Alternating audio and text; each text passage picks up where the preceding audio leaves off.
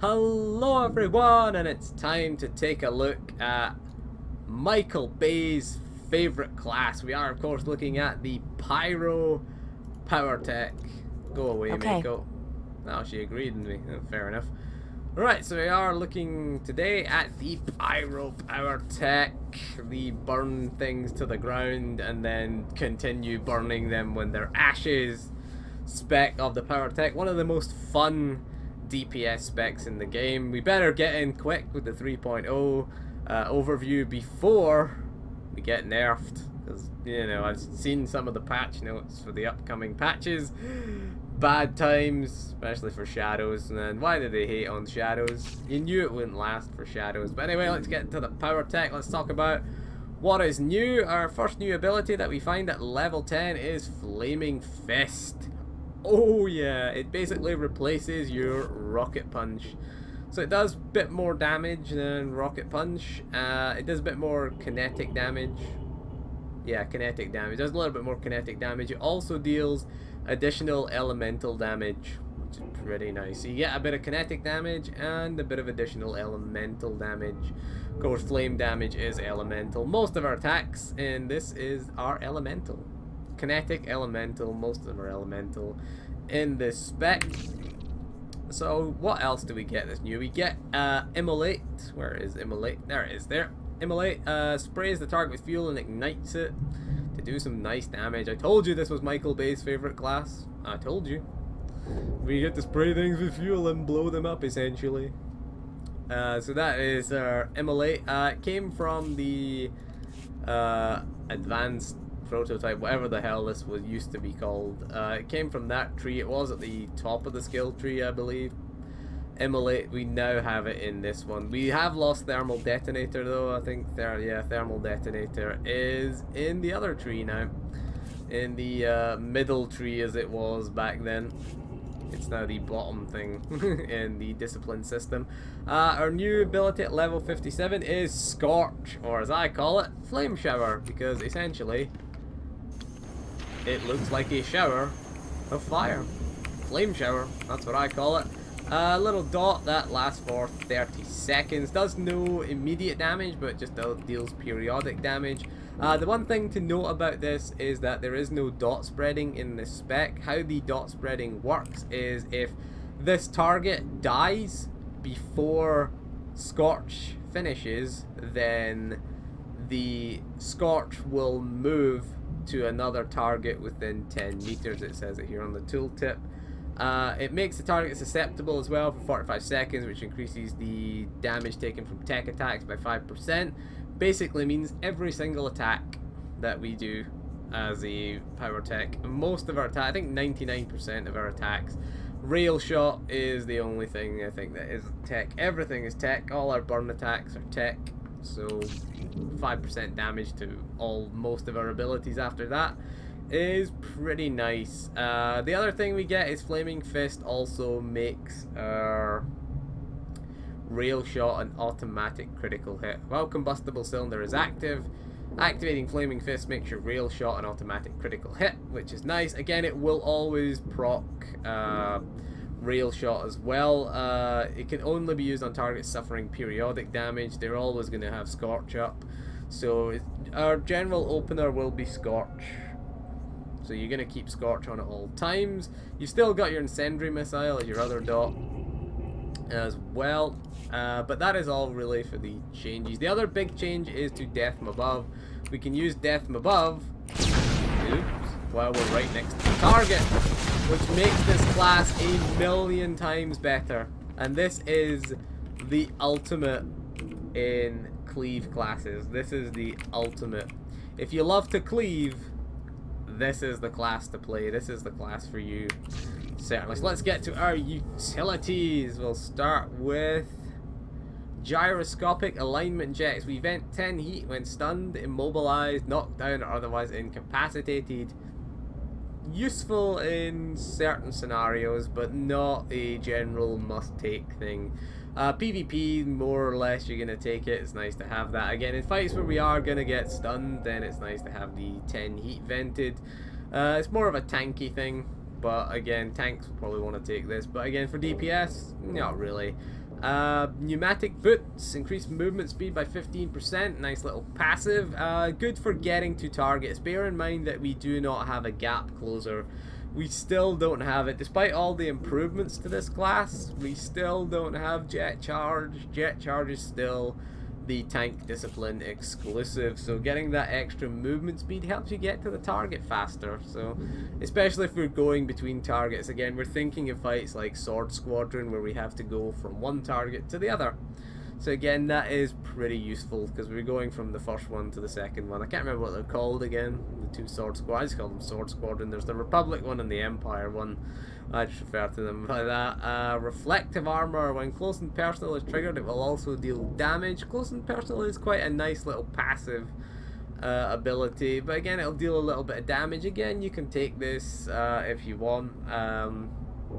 It's a nice little damage increase, I suppose. Nice little passive damage increase for you. Super suppressive tools. Magnetic blast, flame burst, flame sweep. Reduce the movement speed of the targets. Again, not very useful in PvE, more useful in PvP. We tend not to take this really. Bracer propellant. This is a nice little one. Increases the range of flame burst, magnetic blast by 5 meters and the radius of flame sweep by 2 meters. Now flame burst is going to be pretty useful.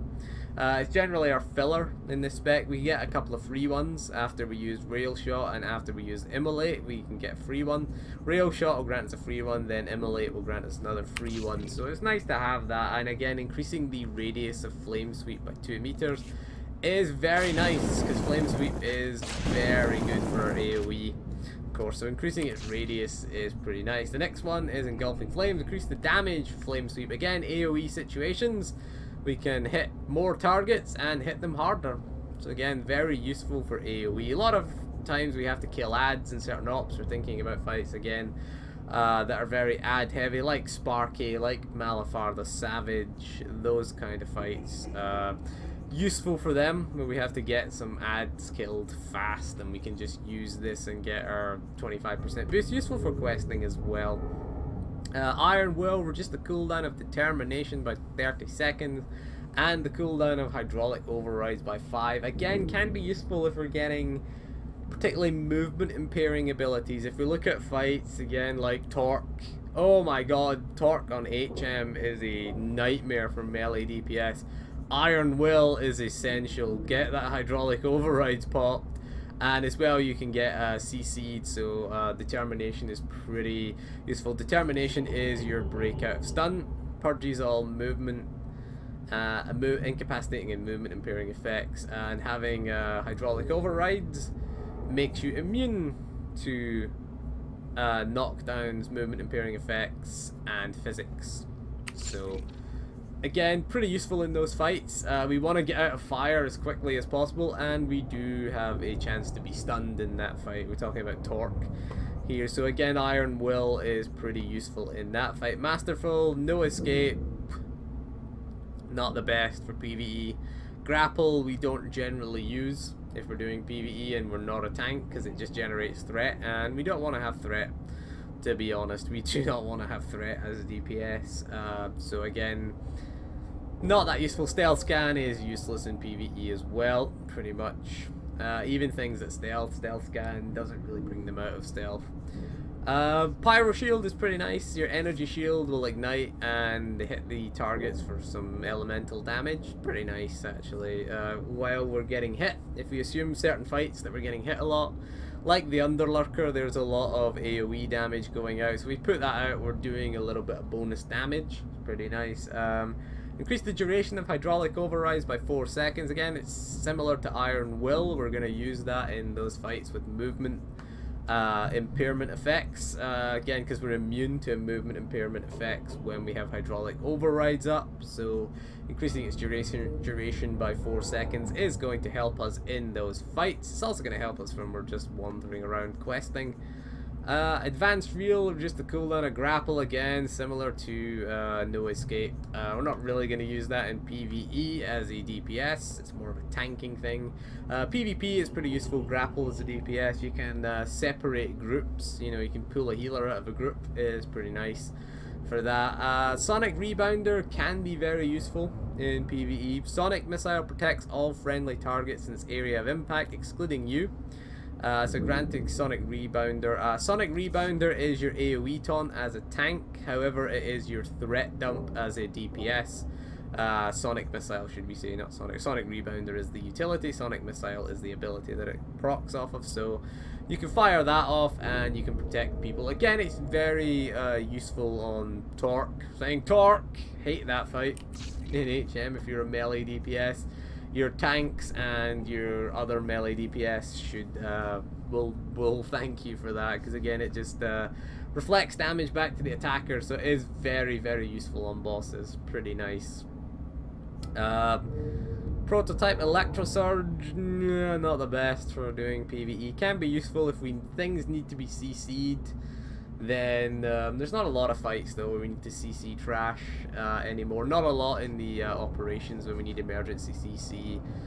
So it tends to be a PvE thing. Hitman, reduce the cooldown of Quell by 2 seconds. Again, very useful if we gotta interrupt. If things need to be interrupted, then you want to take this, because again, Quell is your interrupt. So again, certain fights are going to be more useful than others. I don't think there's any major fights that require interrupts. It was always Drax, this was always the big fight that required an interrupt. Bear in mind that our Quell has been increased. I don't think it has been actually, it was always 12 seconds. So getting it down to 10 seconds means you can interrupt more often. So it's not too bad actually. So again, considerable if you have to interrupt things, is pretty useful. On to Heroic now. Shield Cannon, damaging a target with your shoulder cannon heals your 5% of your total health. Quite a nice little defensive cooldown. 20% we can do because we get 4 missiles when we fire up our shoulder missiles. We get 4 missiles, so 20% of our health if we fire them off in quick succession. Bear in mind it's half a second is the cooldown on our missiles per missile when we fire off all 4.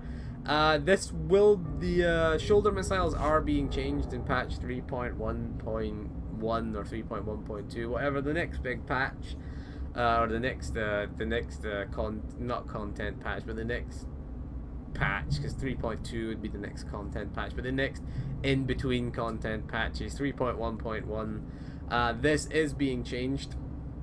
So it will reduce the cooldown. I don't know if they're gonna change Shield Cannon to match it because its damage is being nerfed. So I don't know if they'll change Shield Cannon. They haven't read anything about that. So bear that in mind. So, but again, 20% health if we fire them off in quick succession is pretty nice, pretty useful for if you're doing pugs. If you're in a situation where you're away from the healer and you need a bit of healing, then it's not too bad. It's not too bad actually. Or if you're doing soloing, again, it just gives you that little bit of assurance that, you know, you're not gonna die. You can take a bit of damage and heal 20% of your health fairly quickly. You can spread these out, of course, and heal 5%, but it is pretty nice. It's alright in ops as well. It's a pretty decent defensive cooldown. Enhanced Paralytics, increase the stun duration of Electro Dart and Carbonize. Again, similar to what we said about Prototype Electro Surge. If you need emergency CC in a fight, go ahead and use it, because Carbonize and Electro Dart are your 2 CCs for the Powertech. So again, pretty increasing their duration. Bear in mind we can't stun bosses in PvE. Occasionally we can stun ads, so maybe if your tank is struggling to control ads and your healer's taking a pounding, maybe you could spec it to that. Automated suit, call to overload to be activated while stunned, which is again pretty useful. Call to overload will also purge stun effects when activated. It doesn't work against incapacitating and other types of incapacitating effects or scripted stuns, which are used by Flashpoint and Operation bosses and other special non-player characters. So it that puts me off taking it. It is pretty useful. You can use it on Revan. I did find that out, so it is pretty nice. Again, if you need another purge, But bear in mind, you're going to have to test it out on certain fights where you can use it, because scripted stuns, you know, everything tends to stun you in 3.0. So again, I don't know about that one. The text at the bottom kind of puts you off. So I don't know really if you can use that. Again, test it out. You can use it on Revan. I did test it on Revan. If you get knocked down by the saber, his twin saber throw, or if you're getting choked, you can use it as well. It will purge your movement effects. You can also chain this together with things like your hydraulic override. So you can be quite difficult to stun as a Powertech. So again, liquid cooling, thermal sensor override is active. It vents 10 heats of the 10 heats. That's a horrible thing. Over the next 5 seconds, and immediately increases threat towards enemies. If you're in the tanking spec, well, the tanking cylinder, should we say? If you're not in the tanking cylinder, it reduces threat. Again, useful for heat management. If you find yourself running into heat issues, then I would take this. Liquid cooling is pretty nice.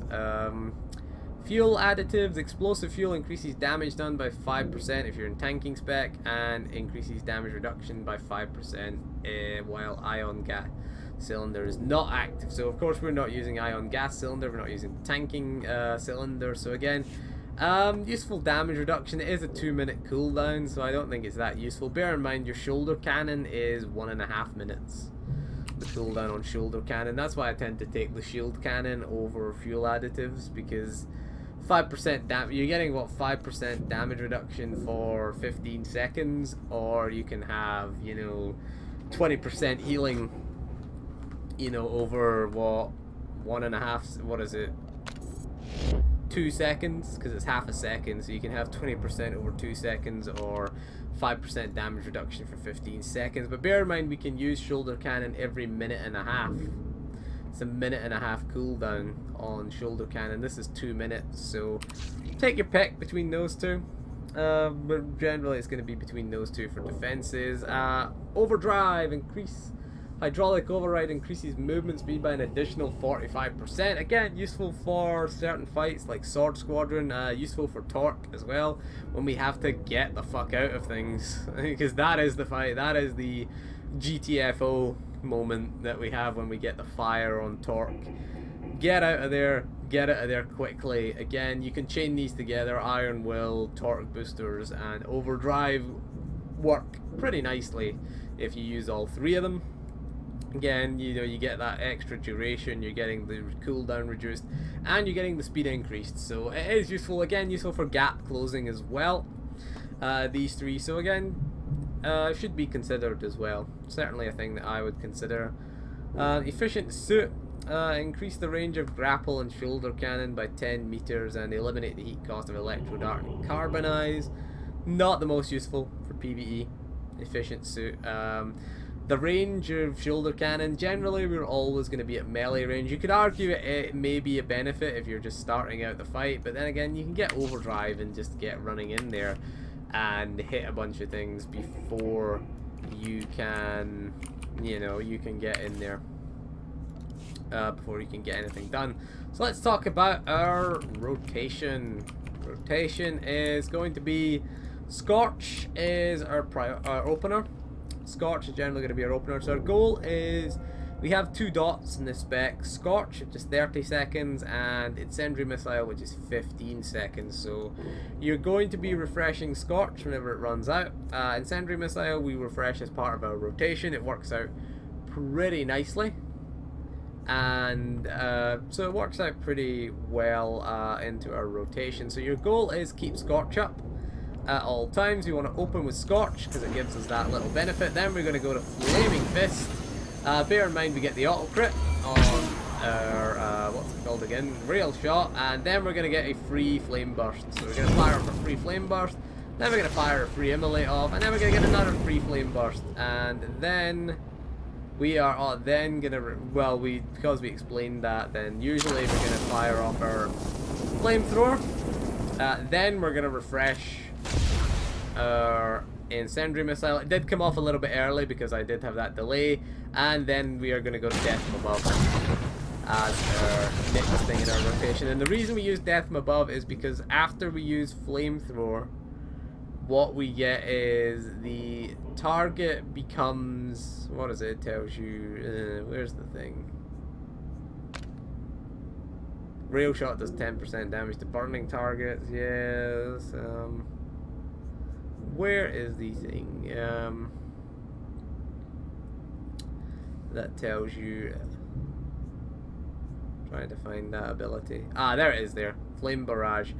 When you use your flamethrower, the target becomes overwhelmed, and basically it increases the damage of your. They take more damage from AoE, so we want to use Death from Above after that. So we want to keep Flaming Fist generally on cooldown. You want to try and keep Incendiary Missiles. If we chain that together, we're going to get this off. We missed that cooldown there actually. We fire this off, get our free Flame Burst off, our Immolate off, Flame Burst again, we get our little proc here, we can fire that off because that's still got 5 seconds to go. Then we fire that off, we're going to then fire another Flaming Fist and then get into Death from Above. That leads us nicely into another one of them and back to this again. So yeah, and then you're just waiting for Scorch to come off. You can see it's gone off and we want to be refreshing it because we always want Scorch. We want to have 100% uptime of Scorch and 100% uptime of Incendiary Missile, and then we're just using our Flame Burst whenever it's free, and we're using Immolate. Again, we tend to use Rail Shot before Immolate just because it's an automatic crit. We want to keep Flaming Fist on cooldown. It is our best damage ability. So we just want to keep that on cooldown. Shoulder Missiles we can tend to use as filler. You can use them as a replacement for Death from Above when it's on cooldown. Barring that, we can of course use our old trusty Unload as a little bit of filler, or if your heat's an issue we can just use Rapid Shots. But generally heat isn't a huge issue. Also, you want to be popping your Explosive Fuel as soon as the fight starts, so you want to hit Explosive Fuel, get your Scorch up, get your Flaming Fist out, because again it is a 25% crit chance increase. Bear in mind that this won't be affected by it because it's going to be an automatic crit. You should only ever use Rail Shot after Flaming Fist, so it's always an automatic crit, and the rest is just filler. Immolate tends to be a little filler. The AoE rotation is pretty similar. You're just going to replace Flame Burst with Flame Sweep. If you're just doing AoE, you could just hit 3 Flame Sweeps and then get your Flamethrower off and then Death from Above. Bear in mind you always want to try and use Flamethrower before Death from Above because you get the boost. All the targets that Flamethrower hits will then take more damage from AoE, so it will take more damage from your Death from Above, which is pretty nice. So again, you're just gonna go in. You don't have to. You want to put your Scorch up for your AoE.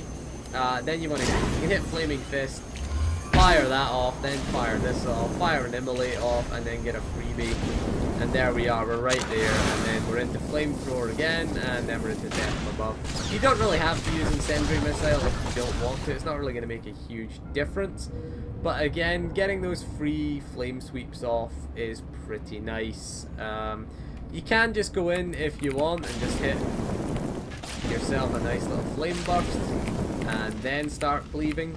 I don't think we can hit this target. No, we can't hit that other target.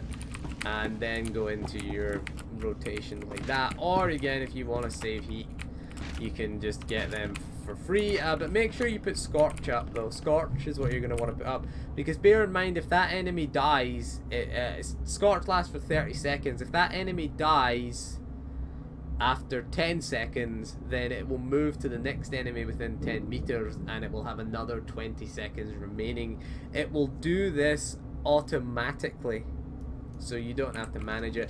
But again, there's no dot spreading, there's no Flame Sweep spread your dots about in this spec. It's all about getting that Scorch moving around, but it is quite useful Scorch in that sense. It does last quite a long time, so you don't really have to worry about refreshing it.